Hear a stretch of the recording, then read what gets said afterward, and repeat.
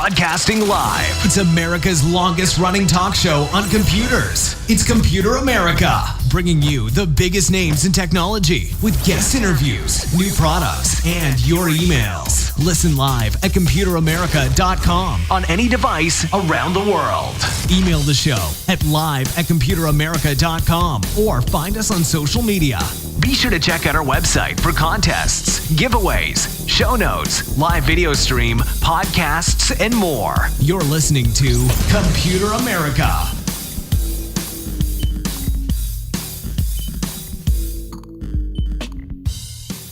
Hello and welcome into the Computer America Show. We are the nation's longest running, nationally syndicated radio talk show on computers and technology. Thank you for joining us. I'm your host, Ben Crossman, and everyone out there, hey, hope you're doing well.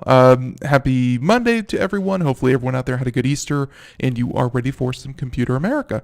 So, today the entire show is dedicated to computer and technology news. We have a lot of guests in the lineup this week and we're setting things up behind the scenes. But today, hey, it's just going to be you and me. And, it's going to be a lot of fun. Tons and tons of articles, tons of stories, things that you should know about, things that you should hear about. And hey, it's going to be a good time. But by the way, check out computeramerica.com. First things first, that's where we post everything from the show notes, articles, videos, anything that we talk about here on today's program can be found there, as well as reviews and other articles that we write. And actually, we just put up a review of the Glance wall clock. If you haven't heard of the Glance clock, then you will definitely want to check out that review. We've had it here in the studio now for a little while, and we got to say that, hey, it's turning something that was very traditional into something very modern, and we definitely enjoyed checking it out and writing about it. So you can check that out. That's a little bit further down the page, and you can see there the Glance wall clock review. Okay, everyone. And with that being said, let's go ahead and get started with computer and technology news. Again, I hope everyone out there is doing well, and we can go ahead and get started. So, with no further ado, let's go ahead.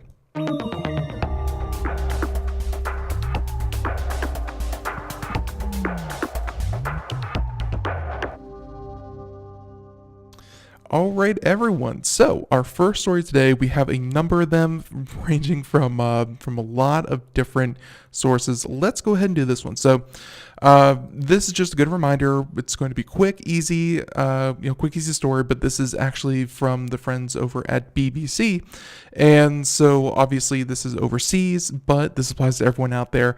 And this is an analysis by the UK National Cybersecurity Centre. Found 123456 was the most widely used password on breached accounts. Yes, this is another one of those articles reminding you that easy, simple passwords that are very common or very easy to come up with are not secure, and we're really going to make that very, very evident here. So again, this is millions using 123456 as password. Security study finds. This was published yesterday on BBC, and they said that the study helped to uncover the gaps in cyber knowledge that could leave people in danger of being exploited. Now, the National Cybersecurity Center said people should string 3 random but memorable words together to use as a strong password. Examples of that would include things like, maybe immediate family members or road names or your office building mixed with your home address, mixed with your school or something. Obviously, you don't want exclusively things that you can find on social media, but a long 18 to 24 to 36 character password is clearly going to be better than 123456. Now, for its first cyber survey, the NCSC analyzed public databases of breached accounts to see which words, phrases, and strings people used. And at the top of the list was 123456, appearing in more than 23 million passwords. Again, this is for UK residents, people who live overseas in Europe and in places like that. But at the same time, yeah, I don't think Americans are any further along than they are. And they found that the second most popular string, everyone out there who thought, well, I'll just add some more characters to my 1, 2, 3, 4, 5, 6. Turns out the second most popular string was 1, 2, 3, 4, 5, 6, 7, 8, 9. That's right. Not so safe either, which is not much harder to crack. While the other in the top 5 include QWERTY. Anyone who uses QWERTY, you kind of deserve to have your email hacked. QWERTY password, as in the password's password. I remember that being a joke back in the 90s, in the mid-early 90s. And I'm sure it's been around much longer since I've heard it. But that was one of the first joke passwords I heard or the other one being, what's the password? And someone would go, it's a secret. And they go, no, tell me. And it turns out, no, it was literally ITS, it's a secret. Yeah, not clever and easily hackable. And of course, the other one in the top 5 include 111-111-111. Ladies and gentlemen, get creative. The most common name to be used in passwords was Ashley, followed by Michael, Daniel, Jessica, and Charlie. Anyone out there named Ashley, Michael, Daniel, Jessica, or Charlie, do not use your names. Clearly, this is the point of this. The point, and by the way, the article continues saying that the Premier League football teams in guessable passwords, Liverpool are the champions and Chelsea are second. Blink-182 tops the charts of music acts. Don't use things that are proper names, that are easily identifiable, that are very common, such as QWERTY or 1, 2, 3, 4, 5, 6. If it's been used before, and think about it, in Yahoo alone, they lost 3.4 million passwords. You have to make your password unique to you. It's not just about being long. It's not just about being letters and numbers. It's about being unique. And it's going to take a bit more creativity than you think because, again, 3.4 billion in one, and trust me, there are hundreds of millions, if not billions more passwords that have been compromised since. All of them get added to a database. All of them get checked against the existing database. And if you are among those passwords that are probably in the billions, 4, 5, 6 billion different passwords, if you use something that is off the top of your head, it's probably going to be compromised. Now, nobody should protect sensitive data with something that can be guessed, like their first name, local football team, or favorite band. They said that it found that 42% of people quizzed expected to lose money to online fraud, and only 15% said that they felt confident that they knew enough to protect themselves online. It found that fewer than half of those questions used a separate, hard-to-guess password for their main email account.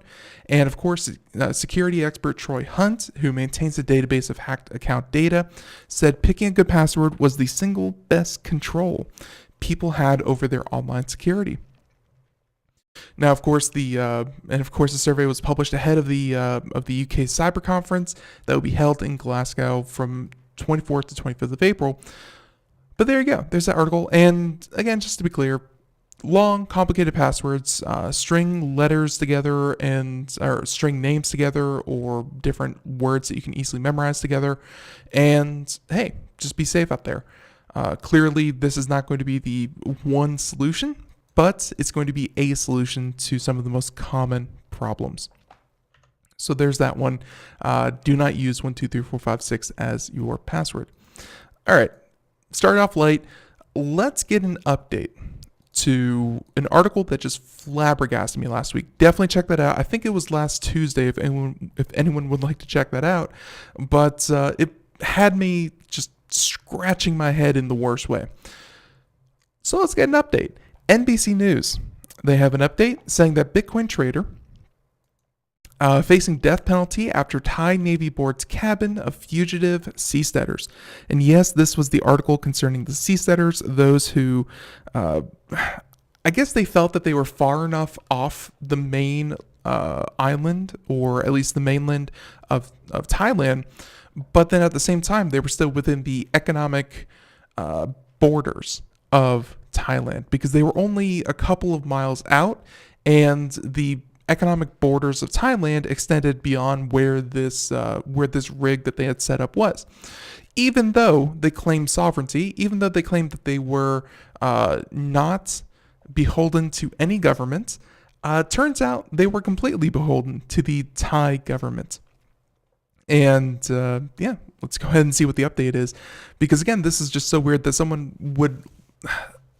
It has a little bit of mix of everything where they were idealists. They were hoping to get away from, the restrictive confines of society and laws and all that kind of thing. On top of that, there was a bit of Bitcoin and Bitcoin trading and cryptocurrency fervor that that led him to be able to do this. That's where he earned most of his money.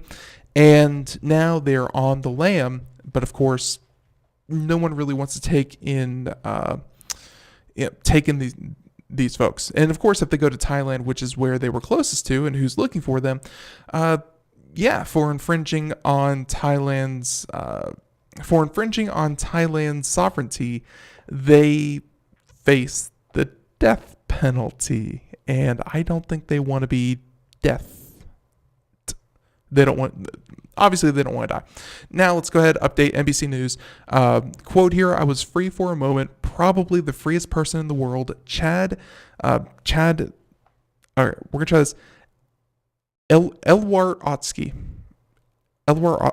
that's his name, Chad Elwar Otsky, posted his Facebook days before the Thai Navy raided his floating home. So this comes to us from Reuters, saying that the Thai Navy on Saturday boarded the floating cabin of a fugitive U.S. Bitcoin trader and his Thai girlfriend, both prominent members of the seasteading movement who possibly face the death sentence for setting up their offshore home. And to be clear, before we go any further, they could possibly face the death sentence. That is the absolute maximum for the laws that they broke, but much more likely they will face years upon years in prison. Now, Thai authorities have revoked the visa of American citizen Chad, who we mentioned earlier, and have charged him and his partner with violating Thai sovereignty by raising a small cabin on top of a weighted spar 14 nautical miles off the west coast of Thai island of Phuket, a popular holiday destination. Now, the cabin has been promoted as the world's first seastead by the group Ocean Builders, part of a movement in tech and libertarian circles to build floating communities beyond the bounds of nations as a way to explore alternative societies and governments.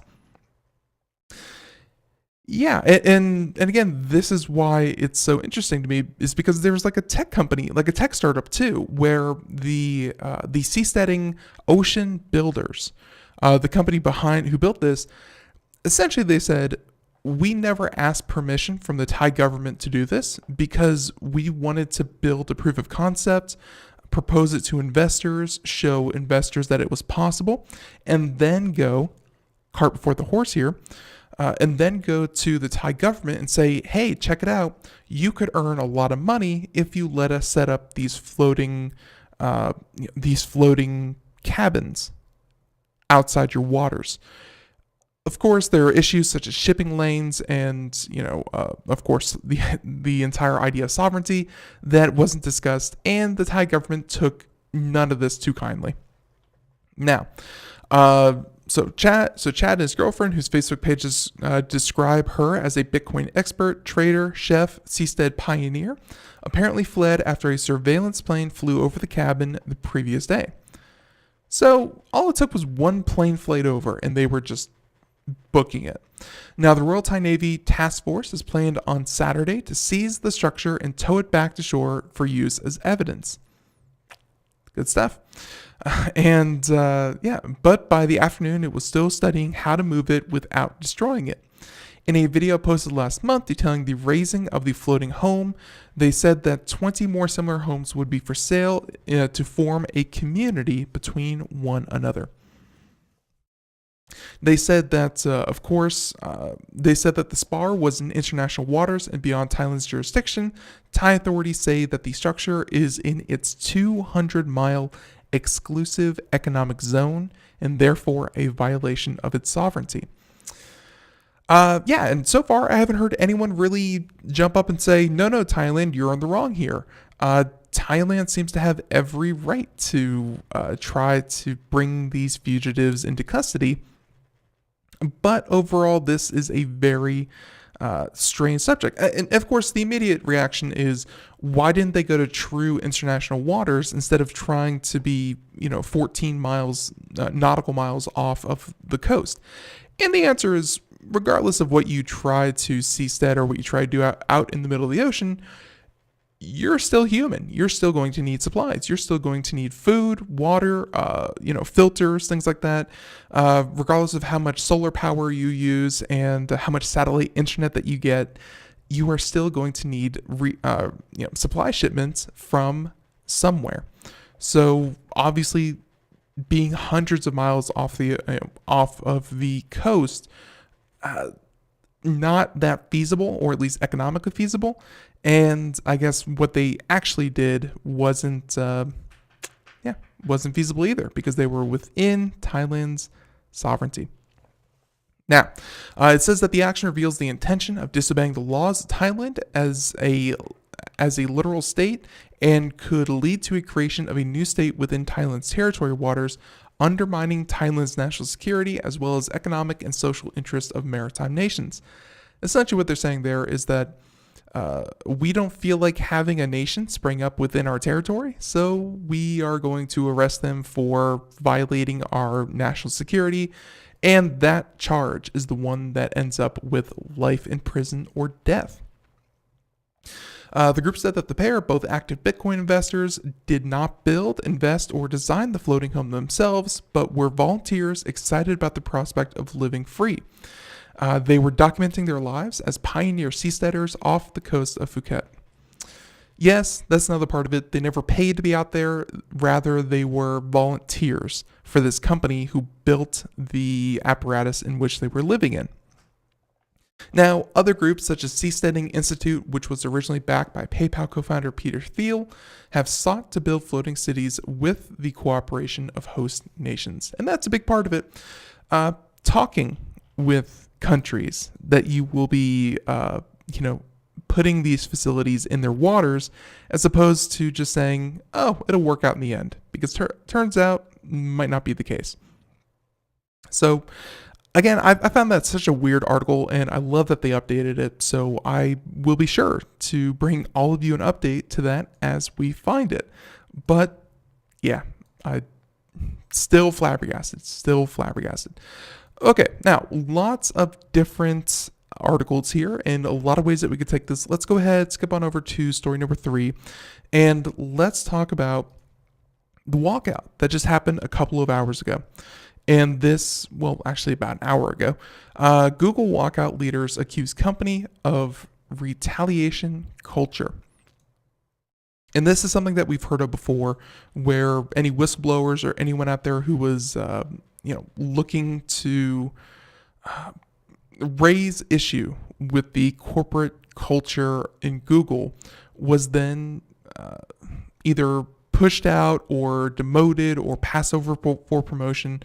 And this is not the first walkout we've seen, but it's the latest one. So let's see what their grievances are. Now, they're planning a town hall to share stories and strategize with other employees. Google has a lot of PR work to do, but for the best, because if this is true, then yeah, they need to tackle this head on. 2 of the 7 Google employees who organized a massive walkout last November, that's the last time we heard about it, say that they've since faced retaliation. After leading the protests, which sought to change Google's handling of sexual misconduct, Meredith Whitaker says that she was told her role would be changed dramatically, and that Claire Stapleton was told that she'll be demoted. The 2 claim that they're not alone, and they plan to gather more stories and strategize with colleagues. Clearly, Google could probably justify this with some sort of, hey, this is what they did wrong, or this is why their performance weren't meeting expectations. But on the face of it, you could see where a massive walkout of Google headquarters could lead to some kind of retaliation. Now, as Wired reports, Stapleton got news of her demotion just months after the protest. When she brought the issue to human resources, the environment reportedly became hostile. But when she hired a lawyer, her demotion was reversed. In April, Google disbanded its AI ethics board and told Whitaker that in order to stay with the company, she'd have to abandon her work on AI ethics, including her role at the AI Now Institute, a research center she co-founded at New York University.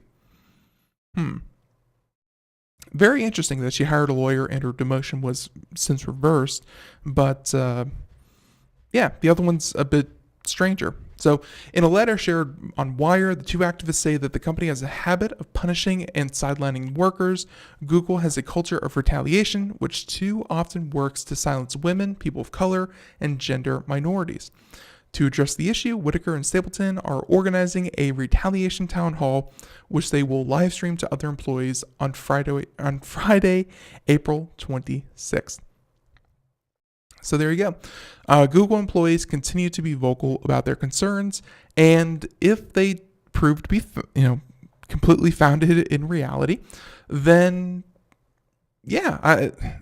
it's no mystery that Google is one of the largest names in tech, and if you find yourself blacklisted by Google, I'm sure that there have, or not even I'm sure, I know that there have been other instances where a company blacklists an employee and they reach out to other professionals because there's only so many in high tech like this. There's only Microsoft, Apple, Google, Amazon, IBM, these tier of company.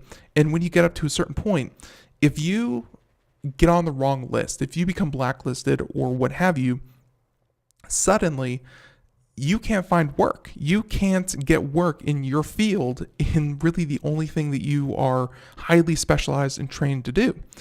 So it's very easy for a company this large to say, hey, don't do this, or we don't appreciate that you doing that. But it's very telling that these employees are still willing to stand up and say, hey, this is wrong or this is bad. So just like the other story, keeping an eye on it, but man, I'm wait and see. Let's go ahead and go with that. Okay. Now, story number 4. Plenty of different ones to choose from. And how about this?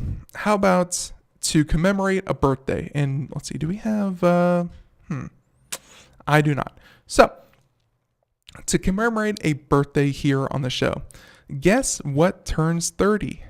You are correct. The Game Boy. 30 years later, the handheld gaming console, Game Boy, whatever you want to call it, well, it was released in Japan 30 years ago. And saying that if you're like our editors, that brings back all kinds of nostalgic memories. In this article, by the way, from Engadget, saying that so far, in fact, that you can now create your own Game Boy games. And that's the article that we're talking about now. Saying that Game Boy Studio lets anyone create a Game Boy game.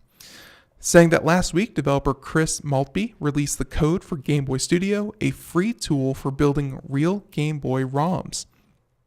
ROMs are, of course, simple applications that you can run to play games. So like a game ROM. So Game Boy Studio lets users create 2D minigames without any programming. Thanks to an Electron application, you can design your graphics in any editor that creates PNG files, and music comes courtesy of GBT Player. Now, when you're done, you simply export a ROM file that can be played on Windows, Mac, and Linux. You can build an HTML5 version that works on mobile, and if you have a USB card, you could even play your games on the now 30-year-old Game Boy you've hung on to since the 90s. Definitely check that out. Okay. And by the way, just received this from one of our listeners who actually contacted me through a rather weird method, but that's okay. And actually, there's an update to the Seasteaders that we were just talking about 2 stories ago, saying that they have actually towed. I guess they figured it out. They have towed the structure that the seasteaders were living in, and now will be held as evidence. So thank you for that update there. But yeah, so that's very weird. And then on top of that, Game Boy 30 years, you can create your own Game Boy games. You can definitely check that out. And yeah, we'll have a link to that at computeramerica.com. So that was just a quick birthday announcement. I still remember playing mine. I had the gray one, and then for a little while there, I had the big knobby yellow one. Played plenty of games, everything from Centipede to my friends had Mario, and I never really got to play like Super Mario World or anything like that on the Nintendo. But lots of Centipede. I'm trying to think, like Tom and Jerry. That Game Boy game that we played there, lots of Pokemon. Holy cow, lots of Pokemon, tons and tons. Game Boy was a lot of fun, and happy birthday to it. So now, with that being said, let's go ahead, skip on over to story number 5. Story number 5. China. Hey, what better way to kick off a fun Monday? China has new rules prohibiting blood and gambling. And this really matters. And I really want to drive that home, because this isn't so much about, hey, whatever happens in China, that's their business and whatever. The problem is, the Chinese market is so big. If you haven't heard of a company called Tencent, they have their fingers in almost every video game company out there. And Chinese investors are spending so much money in video games and pop culture and movies that what China decides, there's ramifications in every market across the globe. So blood and gambling are now out, and how that could affect your future games. And of course, this is coming to us from Steve Dent and Gadget, saying that the good news for gaming companies is that China has started approving titles again. A little while ago, if you don't recall, they actually banned a couple of games, and they were reviewing applications for games to be released in China, but at the same time, they weren't approving any new games while they worked on the new rules. Now, the bad news is that they have unveiled new rules that will see certain categories banned and the number of games capped. 3 types of popular games will no longer be allowed: Mahjong and poker.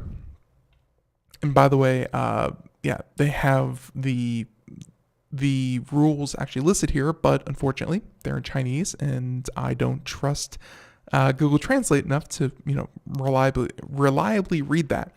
So, anyways, 3 types of popular games will no longer be allowed: Mahjong and poker, titles based on China's imperial past, and games that feature blood or corpses.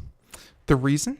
The nation's newly anointed gaming authority, the State Administration of Press and Publication, is concerned about violence and gambling addiction among young people. Even though this has been studied and discussed, and while there's probably plenty more studies to be done and conducted, not a lot of correlation between violence in video games and violence among the players, but still they're kind of blaming that. And of course, gambling addiction, that's a whole nother thing that actually could be could be done. And yes, Mahjong, you may know that comes native on a lot of computer games, and it's not just the tile matching program that you may know, but Mahjong itself is kind of like poker in China. If you've ever played Mahjong with like 4 people, you have a hand, you have a run. It's a really fun, almost kind of like card game, but instead of cards, it's like tiles. Mahjong more in the sense of poker than it is solitaire. Know what I mean? There you go. Now, gaining access to China's gaming market, the largest in the world, can be a windfall for developers. However, the government decided to stop approving new games for fear of youth corruption, political reasons, and more. The banning of poker and Mahjong titles will likely have the greatest effect, as nearly 37% of titles approved in 2017 fell into that category. That's right, gambling was that popular. And I kind of get that. Gambling does have an addictive trait to it, and hey, hooking them early, not the best idea. So on top of that, developers must introduce anti-addiction system for games, says a Chinese developer. Everyone, music in the background. Be right back. More Computer America right after this. Everyone, stay tuned. We'll get back to this.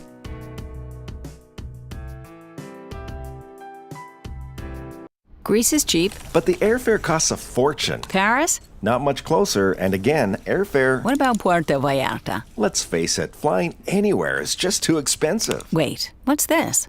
Low-cost airlines. With one call to low-cost airlines, you'll drastically slash your travel costs. We're talking insanely low airline prices to any of your favorite destinations. Where would you like to go? London, Rome, Costa Rica, Australia? Wow, that's cheap. So why wait? Call now to learn how crazy cheap it is to fly anywhere in the U.S. or international. Our prices are so low, we can't publish them. The only way to get them is to call to instantly hear the most amazing best deals on airline travel. It's that easy. So call now and start packing. 800-215-4461. 800-215-4461. 800-215-4461. That's 800-215-4461.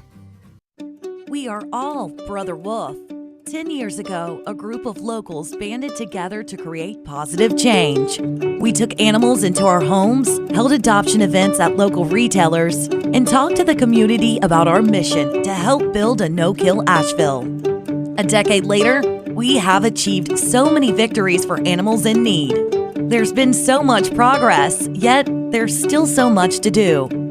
As part of our year-long celebration, we encourage you to become a member of our special Compassionate Circle program. With a monthly donation of $10 or more, you will have behind-the-scenes access to the work we are doing at Brother Wolf. Our goal is to reach 1,000 members because we receive no government funding. Working together, we can help build and sustain no-kill communities. Learn more at compassionatecircle.bwar.org. We are a 501c3 tax-deductible organization.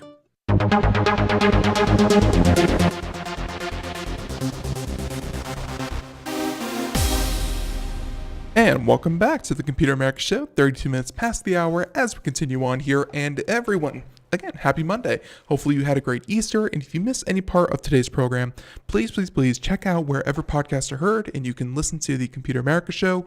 We should pop right up. Just search our show. On top of that, we of course have the video archives, and thank you for joining us in the chat room if you were there. And for everyone out there listening on the radio on IRN, hey, welcome into the program. Thank you so much. Now, let's go ahead, continue on, and we are just wrapping up this article about the State Administration of Press and Publication from China and their new rules concerning video games. Here's the thing. A major concern, and by the way, this is a quote from Nico Partners, which is one of the game development partners in China, saying, quote, "A major concern in the games industry is game addiction among minors. China introduced anti-addiction policies for PC games in 2007, which limited the amount of time and money that minors could spend in-game.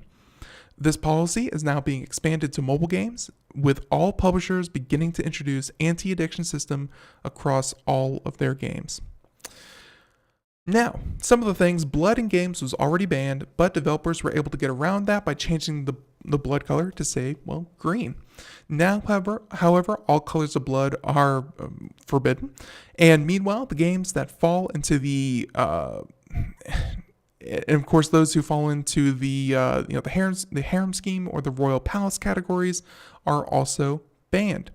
For those, officials are reportedly worried about political metaphors and content considered to be obscene.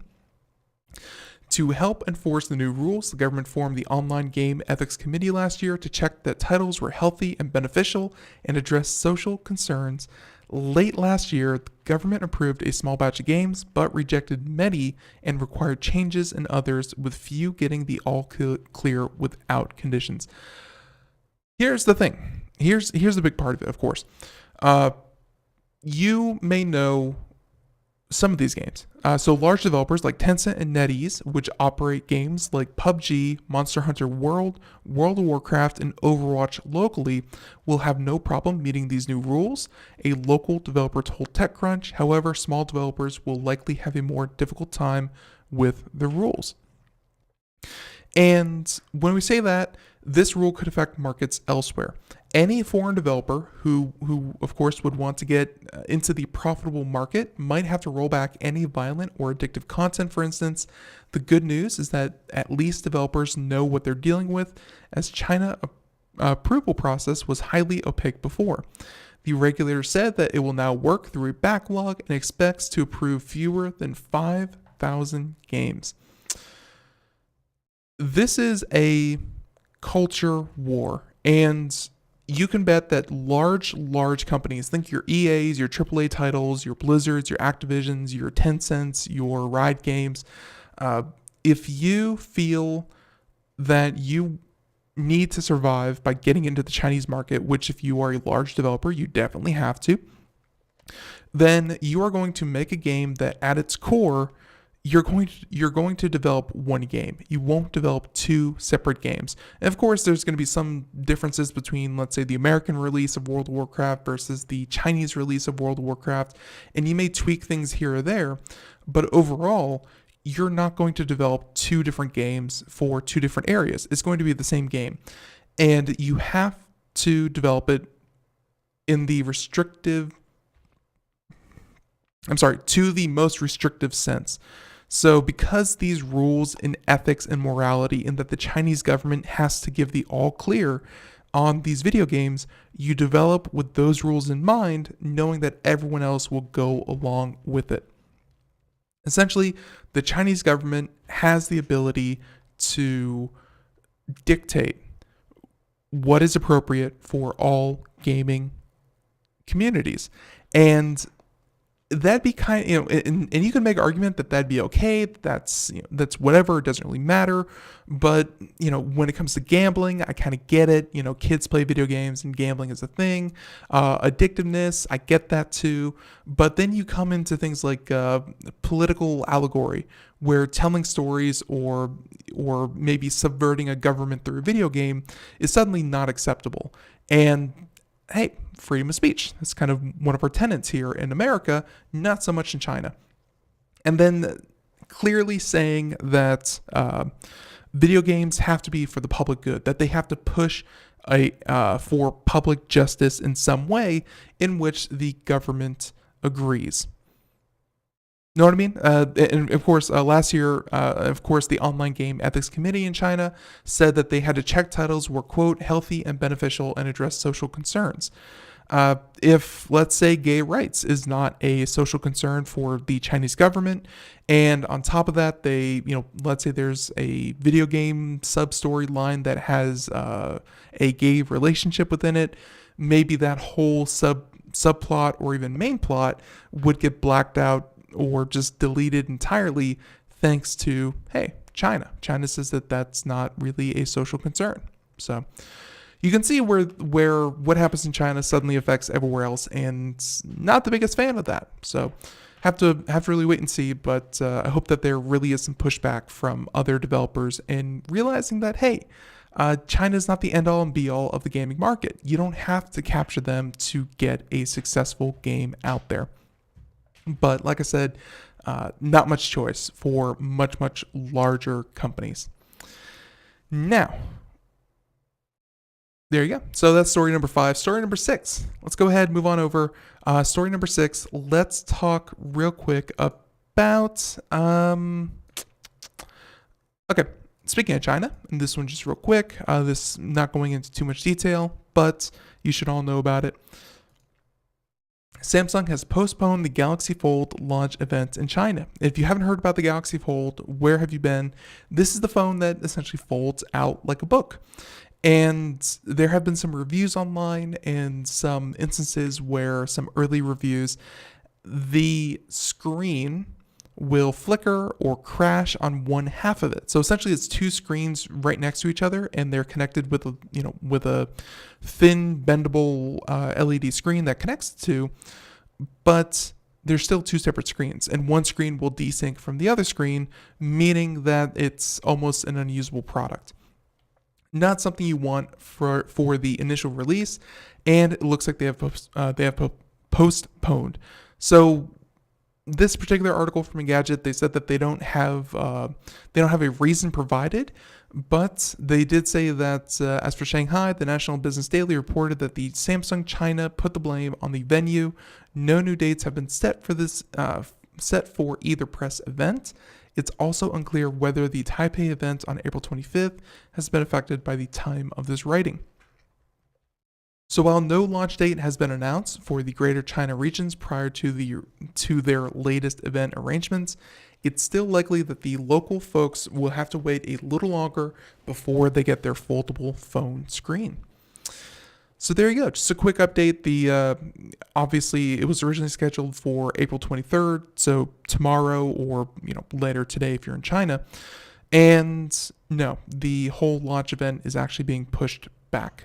So I think it's a hardware glitch. They have not said as much. I think I read reports somewhere else that it was in relation to the hardware glitch, but they're being very mum about it. There you go. Hey, we're doing updates. Update today. Today is a good day to do updates. Motherboard. They do really good reporting. They have very, very long articles, so we're not going to be able to get through all this. A link to it in the show notes. This one from a couple of days ago before we had to go on break. But you may remember there was one gentleman, Marcus Hutchins, who was responsible for stopping the WannaCry attack on the National Health Services, where essentially by redirecting the server within the software and putting it into a sandbox, and they redirected the home server to a server that he had, and essentially that would then give him access, and he could deactivate the WannaCry. And long story short, he saved the National Health Services millions upon millions upon millions of dollars. And then he was hailed as a hero. Well, then things happened, and one of those things was that he was arrested. Turns out he is now pleading guilty to making banking malware. The researcher who helped stop the WannaCry ransomware pleaded guilty to 2 counts of hacking for writing banking malware in 2014. Not good. Now, let's go ahead and get into this article. It should be pretty quick. But Marcus Hutchins, a security researcher known for helping stop the destructive WannaCry ransomware, pled guilty to hacking crimes on Friday. Hutchins was accused of writing a banking malware called Kronos in 2014 after he finished high school. The researcher was arrested in Las Vegas after attending the hacker conference DEF CON in 2017. Days later, he pled guilty in a Milwaukee courtroom. He was scheduled to be tried this summer. Yes, that DEF CON, that Black Hat, those cybersecurity conferences where real true blue hackers, as well as the FBI and other 3-letter agencies, go to meet, compare notes, test their skills, and show off the latest in vulnerabilities in the cybersecurity community. Turns out he was picked up by the feds right there on the spot. Not good. But on Friday, Hutchins pled guilty to 2 counts of hacking, and according to the guilty plea, each of those counts carries a maximum sentence of 5 years, $250 in fines, and up to 1 year of supervised release. In a Twitter direct message, Hutchins declined to comment. The researcher posted a brief statement in his blog where he announced the guilty plea, quote, I regret these actions and accept full responsibility for my mistakes. Having grown up, I've since been using the same skill set that I misused several years ago for constructive purposes. I will continue to devote my time to keeping people safe from malware attacks. Essentially, they're doubling down on his current position as a cybersecurity researcher, but he got his start in actually hacking. This is not the end of his story. This is the beginning of a story. I fully believe that. We, such as Charles Tindall used to say on the show, whenever people have a past such as this, whenever they have skills such as this, it looks bad in the immediate, but these are the exact kind of employees three-letter agencies are actually looking for, such as, hey, we will commute your sentence, or we will do something a little, we will do, we will commute your sentence, we will reduce your sentence if you come work for us. I fully believe that this gentleman will be, in fact, working for these agencies in not too long. Now, there you go. Yeah, that's the end of that article. Everyone, don't hack. It's I don't even want to say it pays off immediately, because in a lot of cases it doesn't. But it definitely comes back to bite you in the long run. So don't do that, regardless of what you think you're doing is right. Now, how about that story? Let's go ahead and talk about... All right, so this is actually a company that we reached out for an interview. Hopefully they'll be getting back to us and we can talk about their product in depth when they come on the show. But what really interested me was their recent lineup and how they are going to be competing with a company called Sonos. If you haven't heard of Sonos, well, where have you been all of your life? Check this out. Bowers and Wilkins, or Bowers and Wilkins, probably Bowers. Bowers and Wilkins' new formation speakers are an ultra premium alternative to Sonos. And these things look gorgeous. If you haven't seen them, definitely check them out. They offer high-res streaming and AirPlay too. AirPlay, of course, being Apple and their ecosystem. Bowers & Wilkins' new Formation Suite, a luxury high-end audio system for the whole home, has officially launched today. It's comprised of 5 very expensive products with designs that you'll either love or hate. And yes, the design of these things really makes all the difference. You have to see the pictures of these. Now, they said that for a broad look of what's new, there's a soundbar, a twin pack of bookshelf speakers, a subwoofer, a wedge-shaped speaker for corners, and lastly, the most affordable product in the lineup is an analog to digital converter that supports AirPlay 2. There you go. And yeah. You can see here, they have the Formation bar, comes in at $1,200. They have a Formation Duo, which is their 2 standalone speakers, coming in at about $4,000. And one of the things I really liked about this, well, liked in so much that I had to Google the company and see what else they made. They have a product called the Nautilus, if I'm not mistaken. And I'm going to find it right here. You can see it on your screen, just threw it up there. Yeah, this is one of the sleekest speakers I've ever seen. At the same time, I completely understand why there are 0 reviews for this thing. $60,000. $60,000 for a pair of these speakers. And for everyone out there simply listening on the radio, you haven't had a chance to check these things out yet. They're called Nautilus because they look like a Nautilus shell, but they also are a set of speakers. And they're very sleek. Trust me, the design of them, impeccable. I actually do really like the design. The price, though, who the heck knows? $60,000 for 2. You have to have more money than sense. But yeah, this is the company that we've invited on the show. So of course, Bowers and Wilkins, if you're listening, come on in. This is gonna be fun. So obviously they have a bunch of different, they have, of course, bass, audio, wedge, duo, everything a couple of thousands or hundreds of dollars expensive. They said that it's not much of a surprise that the entire Formation Suite lineup costs almost $8,000. And of course, if you add it all up, for most consumers, Sonos makes a whole lot more sense. But if those speakers fail to measure up, well, there's now a much fancier version. And yes, I'm sure that there are many, many, many different options for what they do. But yeah, it's pretty impressive what they kind of offer here. I don't understand it, but I'm not that into high-end audio. but maybe they can convince me of that. So now, with that being said, let's go ahead, switch on over. I believe we're on story number 9. Lots of different articles still to cover, and just not much time to do it. How about we head back to China? But this time, we're talking about Tesla. Tesla Model S burst into flames. Burst into flames in a parking lot. Tesla will investigate. And if you're watching the video portion of the show, you can see it here. We're going to go ahead, mute the audio. And looks like Tesla just kind of sitting there, and suddenly, well, it's now up in flames.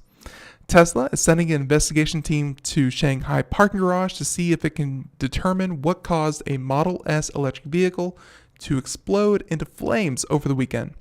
News of the car's spontaneous combustion spread on social media, complete with closed caption television footage from the parking garage. Wisps of smoke began to emerge from underneath the Model S. Sorry, folks. If you're just watching the video portion, you didn't see any of that. So we're going to go ahead and replay it. So there you go. So wisps of smoke began to emerge from underneath the Model S, which then explode into flames. It's a pretty dramatic video. Definitely recommend you check that out. So according to the local fire department, they said that 2 other cars were also damaged by the fire. I'm assuming the cars that were on either side of the Tesla, and they acknowledged that the fire and its participation in the investigation. Electric vehicles should in theory be no less safe than gasoline-powered vehicles, which often drive around carrying gallons of highly flammable liquid. But while EV fires are rare, and EV, of course, being electric vehicles, are rare, when batteries do ignite, the fire can be difficult to extinguish, and the battery can often reignite in the following hours or days. If you want to compare this to something other in technology, you can think of the Samsung Galaxy 8, I believe, phones that were catching fire, spontaneously combusting in people's pockets, and overall had to be recalled. This is an issue, a continuing issue, with lithium-ion batteries. Yeah, lithium-ion batteries, they are the cause of a lot of these fires. This is why they are banned from planes, because planes don't want to take the risk of these batteries spontaneously combusting in their hulls while they're being flown, and they have to be taken over in boats. Again, it completely behooves Tesla to figure out why this happened. What happened? Was there some kind of aftermarket batteries that went into the thing? Was this one of their batteries? Because Tesla indeed does make their own batteries. What was the cause? Why did it happen? And how can they prevent it from others? How can they prevent it from happening to others? That's now the name of the game. So, dramatic video. Definitely check that one out. We'll have a link to that in the show notes, of course. Now, how about we talk about, an update is an update. And just real quick, not going to get too far into this because this is something that TechCrunch is really good at. And that is reporting on the business behind the business, or at least the financials behind the business. And I, for one, am really looking forward to the idea of meat that is not actually meat, or plant-based burgers. And no offense to vegetarians, but their vegetarian burgers are awful. No one looks forward to those things, which is why I look forward to something that actually has the taste, feel, texture, chew, everything, just like ground beef, but is actually plant-based. I love the idea. I want everything about it. And that's why I'm trying to keep up to date on it, and why, unfortunately, all of you are forced to be kept up to date on it as well. Well, one of the, of course, we talked about the Impossible Burger about 2 weeks ago. They're doing a limited run with Burger King, and they may have the Impossible Whopper. But that's happening with Burger King. The other competitor, the other large company out there is called Beyond. So one's Impossible, the other Beyond. Beyond Meat prices its public offering. And this is important because, hey, you get people to invest, you get people to buy into the company, more revenue, more money to throw around, and of course, hey, maybe actually be able to bring these things to a grocery store near you. Beyond Meat, the Beyond Burger, it's the they say that they have praised their initial public offering. So the company is looking to raise roughly $200 million. Wow. $200 million for its in the stock sale for its portfolio of burger, chicken, and sausage replacements, selling 8.75 million shares of common stock at an upper limit of $21 per share that would value Beyond Meat at more than $1 billion. That would be that'd be very impressive if they actually got that. They said that the Los Angeles-based company public offering should be a nice windfall for the Chicago-based investors, DNS Capital, an investment firm managing the private wealth of the Pritzker family and Cleveland Avenue, founded by former McDonald's executive Don Thompson. Another winner for the Beyond Meat public offering is the corporate investment arm of Tyson Food. Yes, that Tyson, the Tyson that owns all the other meats. Turns out they're actually a huge investor in Beyond Meat. All told, Beyond Meat has raised $122 million from investors, including Obvious Ventures, Kleiner Perkins, Cleveland Avenue, DNS Capital, Tyson Ventures, Bill Gates, S2G Ventures, and a whole host of other firms. Essentially, some of the biggest names that you know in food investment, although I'm not sure many of you know many big names in food investment, they've already gotten on board. Now it's time for everyone else. Supporting all of this investment activity is the potential to carve out a huge chunk of the $270 billion consumer spend on meat in the U.S. in 2017 alone. Globally, consumers bought $1.4 trillion of meat, according to data from Firm Solution Macro Research. And meanwhile, consumption of plant-based meals replacement in the U.S. is growing at a steady clip. In the first half of 2018, Americans bought $670 million of meat replacement products. And here's the thing. None of that really all that much tasted like the meat alternative. It was just an alternative to meat. If they actually had something that could replace ground beef or chicken or sausage, then I think that number would highly go up. A lot of people are not vegetarian simply because things taste too good. You have your option of something that is not tasty versus something that is tasty. But if suddenly you have the conscious free side where you can eat a burger without thinking of dead cows, hey, that product might just fly off the shelf if it is priced properly. So there you go. Looking forward to that, and yeah, can't wait to see them in my grocery store. I definitely want to try one. All right, about a minute left. I don't think we have time to really get into any other big stories. So just a quick story to cap off for the day. And everyone, thank you so much for joining us here on Computer America. How about we go ahead and talk about Pepsi? Hey, food to food. Or, food facsimile to food facsimile. Pepsi is making a SodaStream-like sparkling water station. There you go. These companies, they see the innovation happening in food and drink and beverage and whatever markets, and they don't try to resist them for all that long. They see change and they go, hey, we need to change as well. Now that Pepsi owns SodaStream, it's trying its hand at a make-your-own drink station. Though it's not for the company's usual sugar-laden fare, the company has revealed a water dispenser system that lets you create your own zero-calorie beverage. And of course, it has a touchscreen interface that lets you make it as carbonated as you like, choose the flavor, including the strength, and dial in the temperature. You could get a strong, cold raspberry lime drink. And of course, if you want something punchy, or a plain uncarbonated water if you're not feeling adventurous. If you're watching the video portion, you can see them here. There's like a standing version as well as like a countertop version.